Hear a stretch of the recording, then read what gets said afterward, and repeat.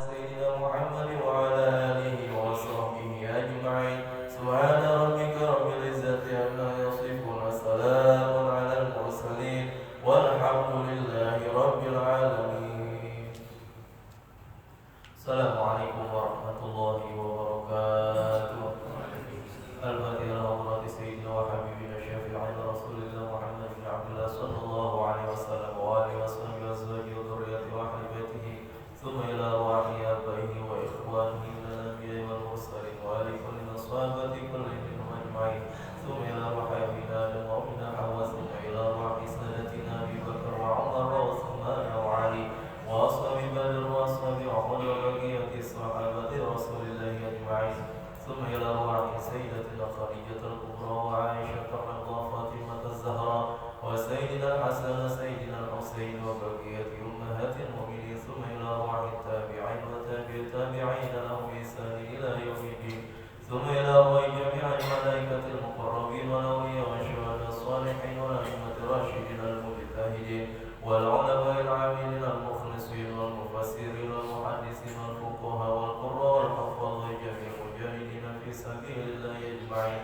ثم إلى أرواح من سكن في تربة المعنى والبقي والزفر الفرائض والأكدر والعينات وحريق جميع تربة البشر، ثم إلى أرواح سيدنا المهاجرين الله بن عيسى وسيدنا الصادق العظام البقي المقدم محمد بن علي بعلاوي، وإلى روح سيدنا وحبيبنا وبركاتنا الصائب راتب قطب الإرشاد وغوث العباد والبلاد الحبيب عبد الله بن علوي بن محمد الحدث، ثم إلى روح الشيخ عبد الله بن سعيد أخو عيسى، ثم إلى روح سيد الوالد الحبيب سالم بن الحبيب الحبيب عبد الله الحبيب سالم بن الحبيب عبد الله بن الحبيب مرشد المسجد الوالد الحبيب الحبيب حسن ابن الحبيب عبد الله بن الحبيب مرشد وإلى روح المفرقين جليس وأصولهم وفروعهم، ثم إلى أرواح آبائنا وأمهاتنا وأجدادنا وجداتنا ومشايخنا ومشايخ مشايخنا ومعلمينا وأساتذتنا وأزواجنا وأولادنا وأعمامنا وعماتنا وأخوالنا وخالاتنا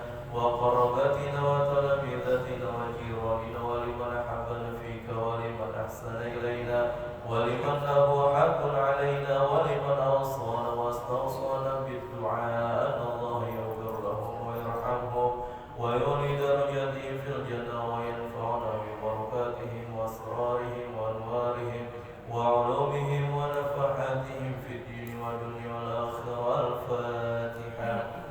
أعوذ بالله من الشيطان الرجيم. بسم الله الرحمن الرحيم. الحمد لله رب العالمين الرحمن الرحيم مالك يوم الدين.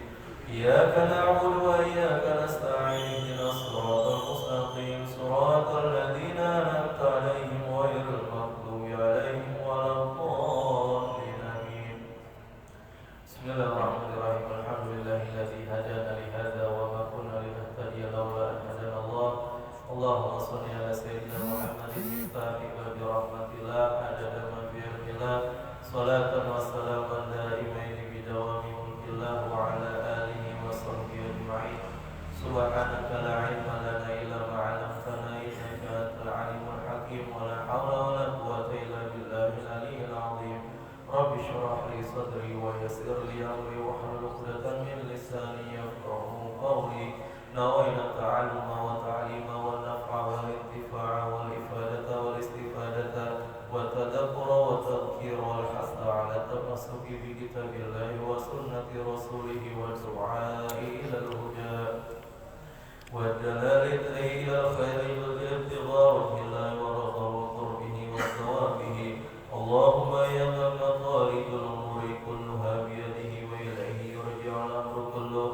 يا فتاح يا عليم افتح لنا فتحا قريبا. يا فتاح يا عليم يا فتاح يا عليم يا فتاح يا عليم. اللهم أغننا بالعلم وزينا بالحلم وأكرمنا بالتقوى وجملنا بالعافية. اللهم ارزقنا فهم النبيين وحفظ المرسلين وإلهام الملائكة المقربين برحمتك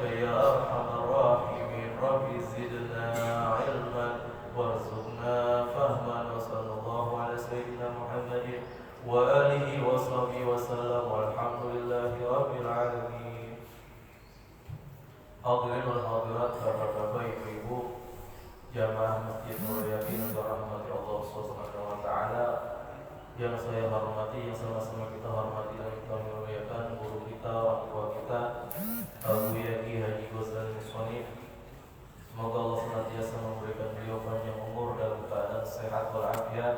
Dan bapak-bapak, ibu-ibu yang saya hormati, pertama-tama marilah kita panjatkan puji syukur kita kehadirat Allah yang mana pada kesempatan pagi hari ini Allah masih memberikan kita nikmat sehat, panjang umur, taufik, hidayah serta inayahnya, sehingga di pagi hari ini kita mampu melangkahkan kaki kita datang ke rumah Allah dalam rangka menjalankan sholat subuh berjamaah dan dilanjutkan dengan kajian harian. Semoga apa-apa yang telah kita kerjakan, amal ibadah wajib sunnahnya, diterima oleh Allah Subhanahu wa taala dan penerimaan terbaik di sisinya. Salawat dan salam tak lupa kita haturkan kepada baginda Nabi besar Muhammad sallallahu alaihi wasallam beserta keluarga, sahabat serta pengikutnya. Semoga kelak kita mendapat syafaat dari beliau di yaumil qiyamah. Amin amin ya rabbal alamin. Hadirin wal hadirat, melanjutkan kajian kita masih berkaitan dengan keimanan, wajibnya iman kita kepada informasi-informasi yang datang dari Rasulullah. Masih berkaitan dengan informasi berkaitan dengan akhirat yang akan datang, yang telah akan datang, yang pasti akan kita rasakan. Terakhir pembahasan kita tentang keimanan kita, wajibnya kita mengimani bahwasanya ada yang namanya nikmat kubur dan ada yang namanya azab kubur. Nah, sekarang selanjutnya keimanan kita tentang hari kebangkitan. Qala al-musannif rahimahullahu ta'ala wa nafa'na bihi wa bi'ulumihi wa bikum fid dharain amin. Wa an yu'mina bil ba'thi ba'dal maut. Wajibnya kita beriman, meyakini dengan sebenar-benarnya bahwasanya ada yang namanya hari kebangkitan setelah mati. Kalau seandainya kebangkitan ada, otomatis ada yang namanya pertanggungan jawab. Jadi ketika kita mati bukan selesai begitu aja urusan, wah bebas sudah. Enggak, kita baru saja melalui perjalanan hidup yang bisa dihitung dengan hitungan tahun, hari, bulan, bahkan tahun. Nah, ketika kita masuk ke alam kubur udah nggak ada batasannya, hanya tinggal menunggu hari kebangkitan. Wa bihasyril ajsad wal arwah ilallah ta'ala. Dan wajibnya kita mengimani bahwasanya kelak yang dibangkitkan oleh Allah ruh beserta jasad. Kemarin di depan sudah kita jelaskan, sudah kita bahas sedikit bahwasanya memang ada orang yang berpendapat bahwasanya jasad ini udah selesai sampai kuburan. Ketika dikuburin udah urusannya udah selesai. Ada yang mengatakan bahwasanya kalau di kuburan yang mendapat nikmat kubur dan siksa kubur itu adalah hanya ruh. Adapun kita sebagai ahlus sunnah wal jamaah meyakini dengan sebenar-benarnya bahwasanya kelak di dalam kubur akan mendapat nikmat dan akan mendapatkan azab siksa itu jasad beserta ruh. Begitu pula ketika dibangkitkan kelak, yang dibangkitkan apa? Jasad bersama ruh, enggak hanya ruh saja. Al-ba'tsu, apa sih hari kebangkitan itu? Kebangkitan, kalimat ba'tsu ibaratun an ahya'il mauta wa ikhrajihim min kuburihim ba'da jam'il ajza al-asliyah. Pengertian ba'ats atau kebangkitan yaitu sebuah ibarat daripada dihidupkannya mayat-mayat yang telah mati, wa ikhrajihim min kuburihim, dan mengeluarkan mereka daripada alam kubur, ba'da jam'il ajza al-asliyah, setelah dikumpulkan bagian-bagian yang asal dari tubuh kita ini. Jadi tubuh kita ini ada bagian yang namanya aslun, Meskipun telah mati jasad kita, ruhnya udah dicabut, ada satu bagian itu yang gak bakalan hancur, atau yang disebut dengan ajbu dana, tulang ekor kalau bahasa kita. Tulang ekor kita yang ada di bawah ini itu gak bakalan hancur tuh, meskipun jasad semuanya udah hancur, itu gak hancur, dikekalkan oleh Allah. Apa fungsinya? Fungsinya untuk awal penciptaan manusia kelak. Awal dibangkitkannya manusia, dihidupannya kelak lewat mana? Tuh lewat ajbud dana, tulang ekor kita itu juga hancur. Nah meskipun ketika mati misalnya itu terpotong-potong, entah matinya karena apa, nah itu ajbud dananya hancur misalnya terpotong-potong, tetap kelak Allah akan bangkitkan dari situ. Wahia allati min sya'niha al-baqa' min awalil umri ila akhirih. Ajbud dana itu kekal mulai dari awal kita diciptakan sampai kita meninggal dunia, dimasukkan ke dalam kubur, itu tetap ada, nggak bakalan hancur. Meskipun jasad kita semuanya udah hancur, tulang belulangnya juga udah pada keropos, nah dia tetap ada, dikekalkan oleh Allah.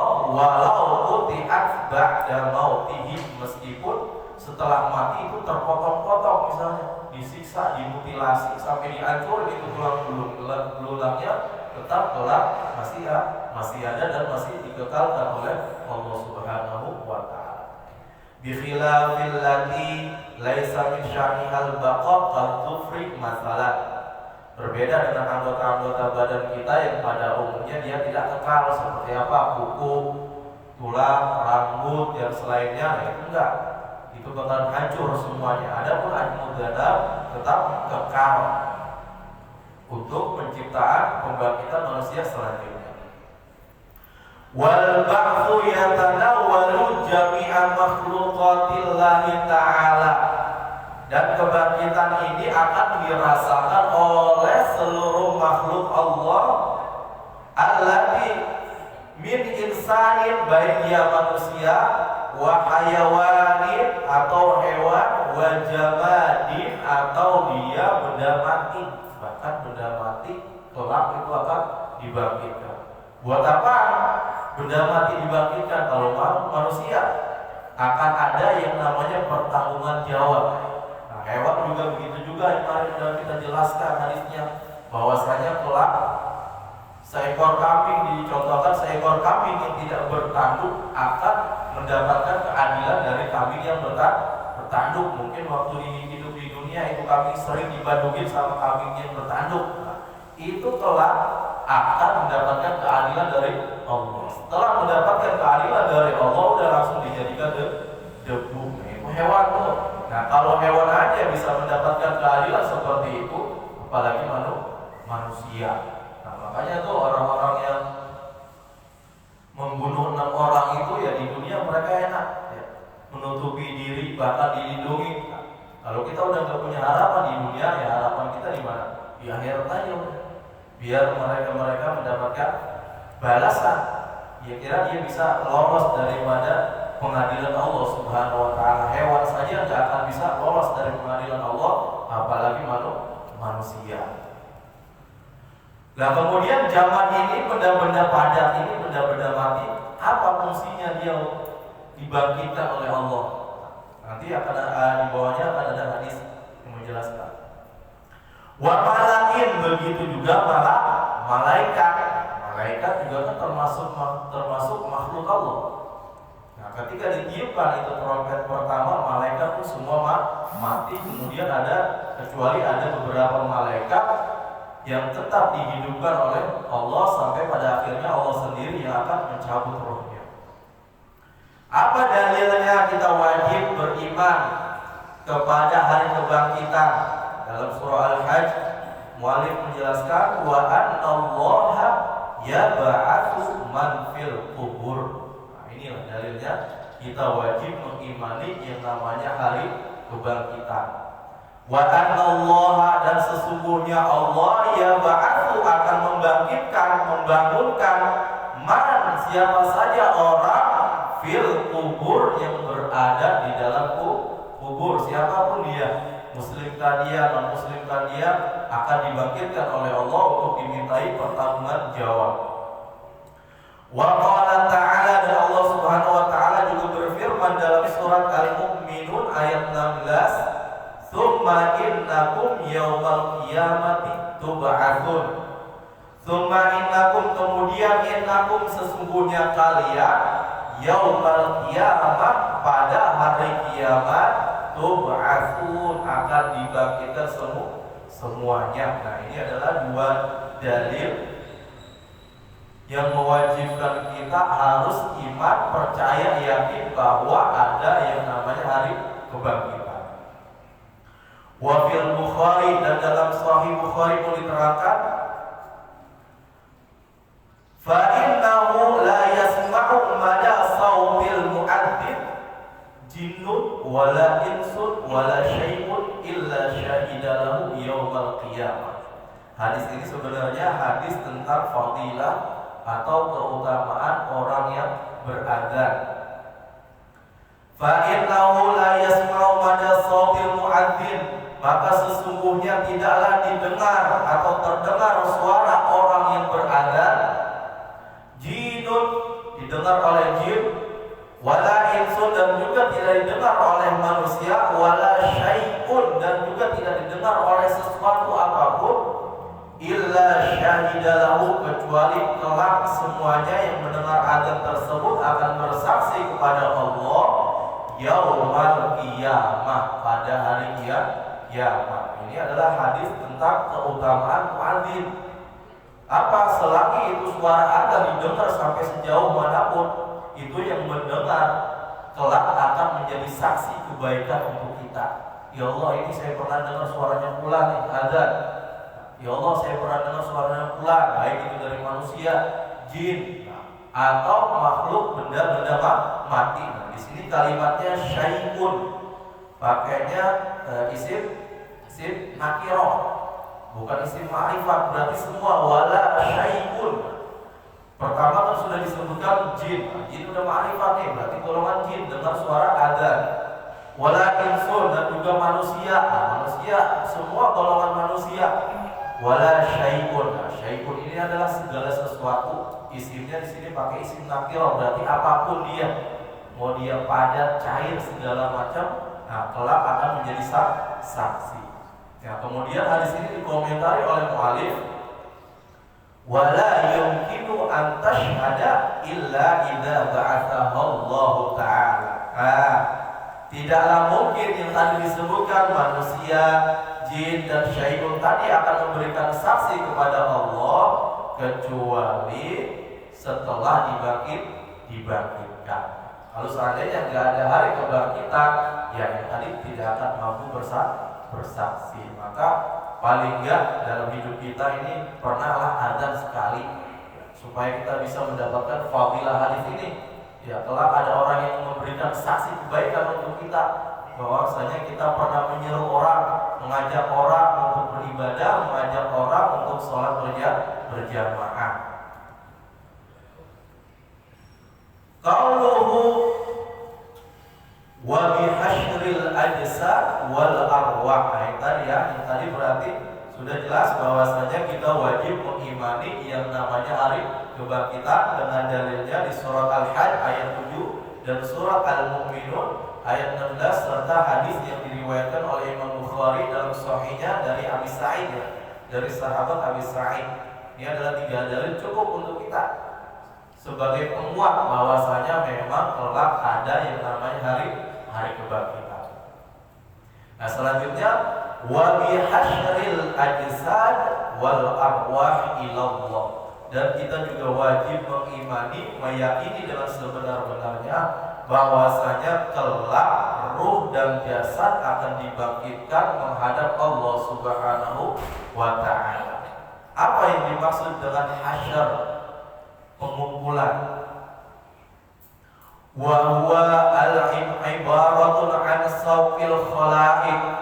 Hasyar itu adalah sebuah ibarat, sebuah gambaran digiringnya manusia, makhluk semuanya, jami'an, seluruhnya, mulai dari zaman pertama, zaman Nabiullah Adam, sampai zaman kita ini, zaman Nabi Muhammad, semuanya digiring itu manusia ilal mauqif, kepada pangkalan, tempat pangkalan atau yang disebut dengan padang mahsyar. Kubur itu setelah dibangkitkan dari kubur, semuanya manusia semuanya digiring oleh Allah, diperintahkan oleh malaikat digiring kepada tempat perkumpulan, semuanya penuh numpuk di situ.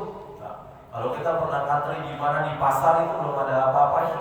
Nanti di padang mahsyar lebih dahsyat lagi perkumpulannya, lebih padat lagi, lebih berjubel lagi. Qala Allah Subhanahu wa taala fi suratil Kahfi. Dalilnya dalam surat Al-Kahfi bahwasanya kelak Allah akan mengumpulkan manusia di padang mahsyar. Ayat 47.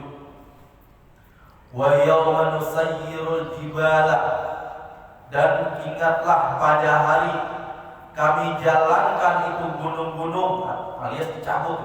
Pada hari kiamat maksudnya tatkala trompet telah ditiupkan, itu gunung-gunung yang berada yang menjadi paku bumi dicabut semua oleh Allah, kemudian diterbangkan dan dihancurkan. Wa taral arda barizatan, dan kemudian kalian melihat bumi itu semuanya rata setelah tiupan pertama. Wa hasyarnahum, dan kemudian kami bangkitkan mereka semua makhluk. Falam nughadir minhum ahada, dan kami tidak akan meninggalkan satu dari mereka. Artinya apa? Semuanya bangkit, semuanya bangun, semuanya digiring, tidak ada yang tersisa satupun. Tidak ada yang terlewat satu makhluk pun, satu orang pun yang bebas. Wa qala jalla wa ala, dan Allah Subhanahu wa taala berfirman dalam surat Thaha ayat 102, wa nahsyurul mujrimina yawma idzin zurqa, dan kami giring itu orang-orang yang banyak dosa pada hari kiamat. Wa qala sallallahu alaihi wasallam, dan Rasulullah sallallahu alaihi wasallam pun menjelaskan, yuhsyarun nas yaumal qiyamati hufatan wa uratan gurlan, akan dikumpulkan itu manusia pada hari kiamat hufatan, dalam keadaan tidak beralas kaki, nyeker, udah gak ada sendal di sana. Hufatan uratan gurlan, terlanjang bulat seperti bayi yang baru dilahirkan, gurlan, dan dalam keadaan tidak disunat, alias ulfah kita kembali lagi, jadi seperti bayi yang belum disunat. Maka tatkala mendengar hadis ini, Sayyidah Aisyah itu bertanya kepada Rasulullah, ya Rasulullah, annasu hufatan uratan gurlan, faqultu ar-rijalu wan nisa jami'an yanzuru ba'dhum ila ba'dhin. Ya Rasulullah, kalau seandainya di padang mahsyar semua manusia itu telanjang bulat, otomatis nanti laki-laki dan perempuan itu saling melihat dong. Takut Sayyidah Aisyah. Apa kata Rasulullah? Faqala al-amru asyaddu min an yahummahum dhalik. Wahai Aisyah, ya memang mereka telanjang dan mereka bisa melihat satu sama lain, akan tetapi urusan yang mereka tanggung di akhirat itu lebih dahsyat, lebih berat daripada hanya melihat aurat masing-masing. Alias apa? Gak kepikiran, Pak. Gak kepikiran kita melihat aurat orang, mungkin lihat perempuan telanjang di padang mahsyar itu gak kepikiran. Kenapa? Saking takutnya pertanggungan apa dan amal ibadah apa yang bisa kita banggakan di hadapan Allah Subhanahu wa taala. Udah gak ada. Fayajibu al-iman bil hasyri, maka wajib atas kita mengimani, meyakini bahwasanya kelak akan dibangkitkan lil ajsad, jasad wal arwah, dan juga ruh. Karena kenapa? Karena kemarin yang pernah saya jelaskan bahwasanya ada sebagian kita yang berpendapat bahwasanya badan itu tidak akan dibangkitkan. Yang dibangkitkan hanya ruh. Jasad kita cukup tuh sampai kuburan, mati, kebangkitan udah tetap di dalam kubur tuh, hancur menjadi tanah, menjadi abu. Adapun yang dibangkitkan adalah ruh. Nah, pendapat yang seperti ini adalah pendapat yang batil, tidak sesuai dengan dalil Al-Quran. Mana dalilnya? Dalam surat Al-Anbiya Allah jelaskan kama bada'na awwala khalqin nu'iduhu, sebagaimana telah kami mulai awal penciptaan manusia. Kita diciptakan dalam keadaan apa? Ada ruh dan jasad. Nu'iduhu, maka nanti pun akan kami kembalikan penciptaan tersebut, alias apa? Kita akan dikembalikan jasad beserta dengan ruh, atau ruh kita bersama dengan jasad. Jadi pendapat yang mengatakan bahwasanya ruh hanya yang dibangkitkan itu pendapat yang batil, tidak sesuai dengan kesepakatan ijma para ulama berdasarkan hak sunnah dan Al-Quran. Wa bil wuquf baina yadayillahi wa bil hisab, dan juga kita wajib meyakini bahwasanya kelak kita akan berdiri di padang mahsyar di hadapan Allah Subhanahu wa taala untuk mempertanggungjawabkan jawab apa-apa yang telah kita lakukan di dunia. Al-muradu bihi yaumal qiyamah wa summiya bihi liqiyamin nas bihi min quburihim baina yadayillahi ta'ala. Kelak bahwasanya kelak kita akan berdiri, dibangkitkan, kemudian kita dihadapkan kepada Allah Subhanahu wa taala dalam keadaan berdiri, bukan duduk. Kalau kita duduk di rumah sakit ya ngantri, pengen berobat ada tempat duduknya enak. Di akhirat enggak ada, pada mahsyar enggak ada, semuanya orang berdiri. Qala Allah Ta'ala fi suratil Mutaffifin yauma yaqumun nasu li rabbil alamin. Dan ingatlah pada hari manusia bangkit berdiri li rabbil alamin, kepada Allah Subhanahu wa taala. Wa dzalika ba'da nafkhati tsaniyah. Nah, kita dibangkitkan oleh Allah itu setelah tiupan sangkakala kedua. Berarti mu'allif ini mengambil riwayat yang mengatakan bahwasanya kelak malaikat Israfil meniup sangkakala dua kali. Tiupan pertama untuk menghancurkan alam semesta dan juga mematikan semua makhluk hidup. Nah, tiupan kedua untuk kebangkitan. Qala Allah Ta'ala dalam surat Az-Zumar, wa nufikha fis suri fasa'iqa man fis samawati wa man fil ardi illa man sya'allah. Dan tatkala ditiupkan itu sur, sangkakala, trompet, fasa'iqa, kemudian mati semua makhluk yang hidup. Man fis samawati, makhluk yang berada di langit, wa man fil ardi, dan makhluk yang ada di bumi, illa man sya'allah, kecuali ada beberapa makhluk yang dikehendaki oleh Allah tidak hancur dengan tiupan pertama dan hingga akhir. Tsumma nufikha fihi ukhra fa idza hum qiyamun yanzurun. Jadi tiupan pertama untuk menghancurkan dan mematikan makhluk yang bernyawa, kemudian tiupan kedua tsumma nufikha fihi ukhra, kemudian ditiupkan lagi tuh tiupan yang lain, alias tiupan kedua, fa idza hum qiyamun yanzurun, kemudian tiba-tiba mereka berdiri bangkit dari kubur, yanzurun, hanya menunggu keputusan dari Allah, mau dimasukin ke dalam neraka atau dimasukkan ke dalam surga. Cuma itu keputusannya, neraka atau surga. Nah, dalam tafsir Sawi menjelaskan ada beberapa makhluk yang dikekalkan oleh Allah. Ada 8. Yang pertama arasy, kursi, wanar, neraka, wajana, surga, wa ajbu arwah, wa ajbu dana, tulang ekor, wa arwah, dan ruh, wal lauh, dan lauhut, wal qalam, dan qalam. Ini adalah tadi kan dikatakan ada bahwasanya telah ketika ditiupkan trompet pertama semua makhluk mati, kecuali makhluk-makhluk yang dikehendaki oleh Allah itu gak mati. Nah, ini contohnya dalam tafsir Sawi ada 8 ya. Arsy gak hancur, kursi Allah, neraka, surga, ajbudana, ruh, begitu juga lauhul mahfuz dan qalam, ini yang tidak hancur. Malaikat juga sebagian riwayat malaikat ini sebagian nanti meninggal atau mati pada tiupan kedua setelah tiupan pertama. Kemudian qauluhu wa bil hisab. Jadi kita wajib meyakini dengan sebenar-benarnya bahwasanya kelak kita akan bangkit dan berdiri di hadapan Allah untuk mempertanggungjawabkan semua perbuatan kita. Wabil hisab, dan juga kita wajib mengimani ada yang namanya hisab. Apa? Perhitungan, pertanggungan jawab.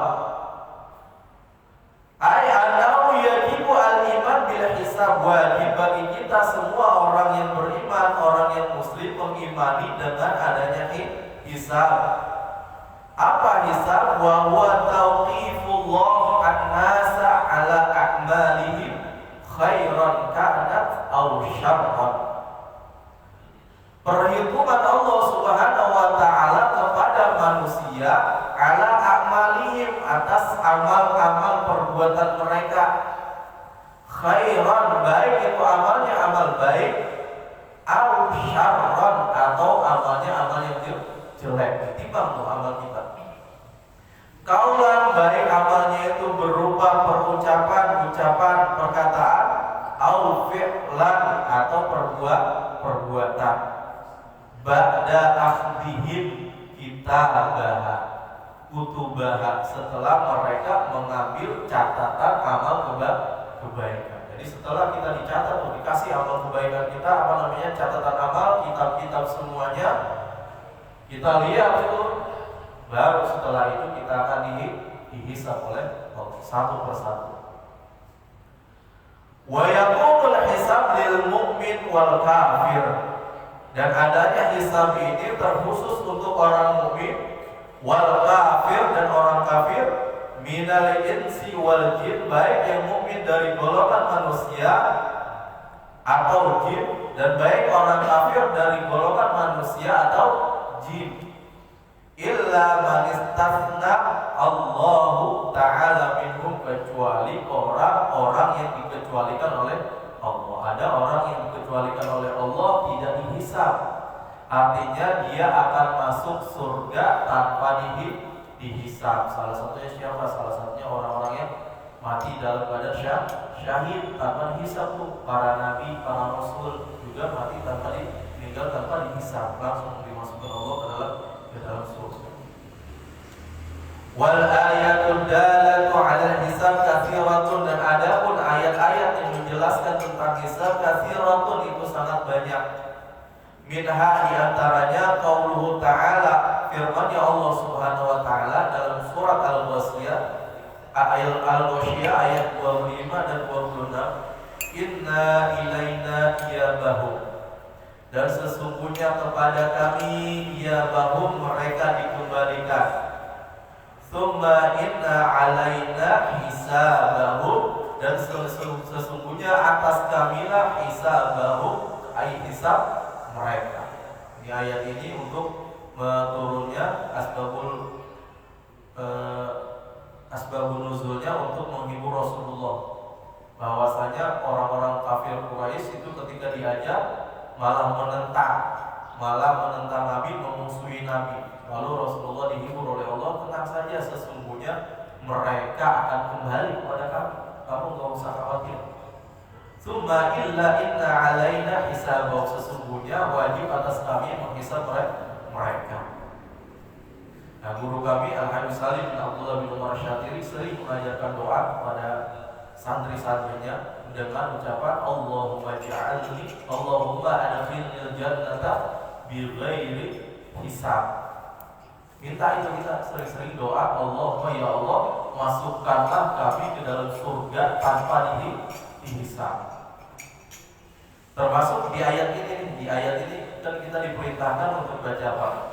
Tsumma inna alaina hisabahu.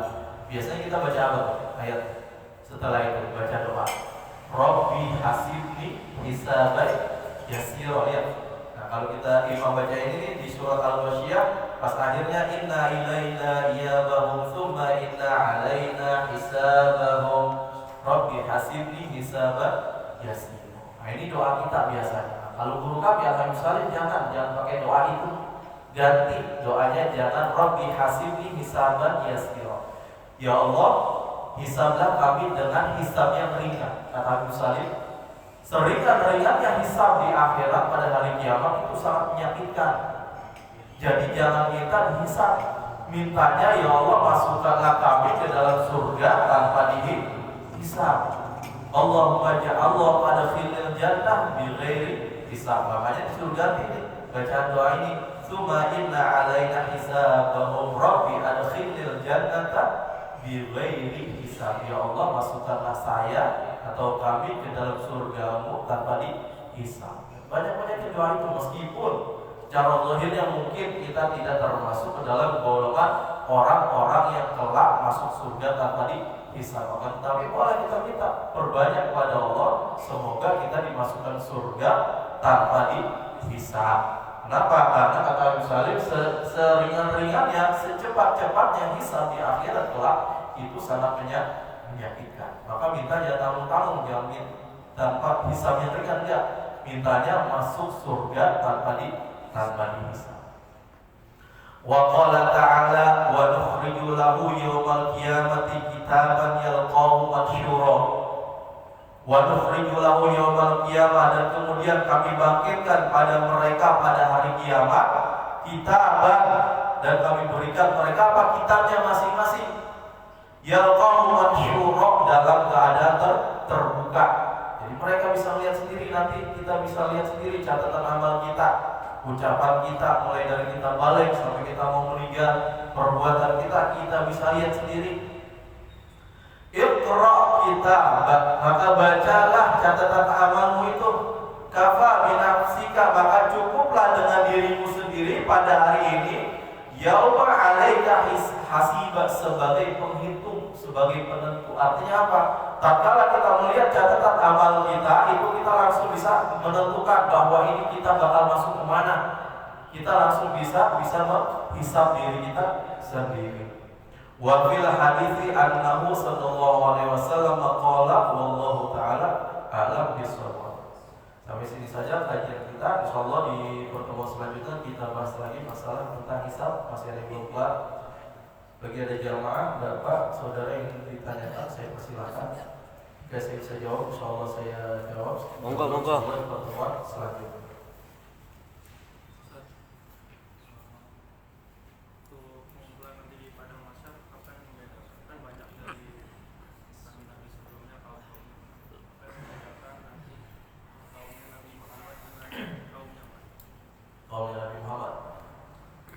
Salah satunya ada yang kalau di dalam wudu ada yang namanya gurrun muhajjalin. Adalah gurrun muhajjalin. Kita disunnahkan nih ketika kita mau basuh rambut ini diratain semua, dibanyakin basuhannya. Makanya dalam mazhab kita, mazhab Imam Syafi'i itu kan afdhalnya ketika membasuh rambut bagaimana? Tangan dibasahin dua-duanya, kemudian jempol ditempel di pelipis, diputar kembali. Dibasahin semua. Kemudian juga itu yang pertama di rambut, kedua di tangan. Jadi ketika kita basuh tangan jangan dipasir bahkan sampai atas siku, lebihin sedikit. Nah ini keras akan menjadi gurun muhajjalin, bercahaya semuanya. Kemudian juga ketika basuh kaki dari mata ke wajibnya kan sampai mata kaki, lebarin dikit, panjangin lagi dikit sampai betis. Nah itu yang kelak akan membedakan kita.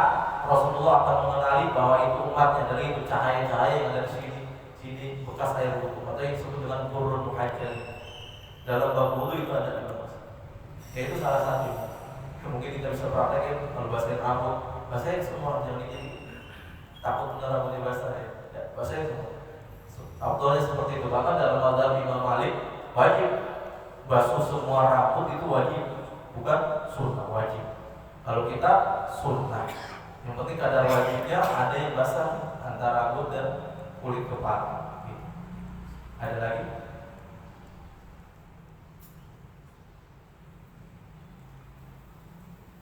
Baik, kalau nggak ada, kita akhiri saja pertemuan kita pada hari ini. Insyaallah semoga apa yang telah kita pelajari, kita kaji, kita dengar bermanfaat untuk kita semua sebagai bekal, sebagai peningkat daripada keimanan, ketakwaan kita, ibadah kita. Karena setelah ini kita tahu bahwasanya memang kelak setelah kita mati kita akan dibangkitkan.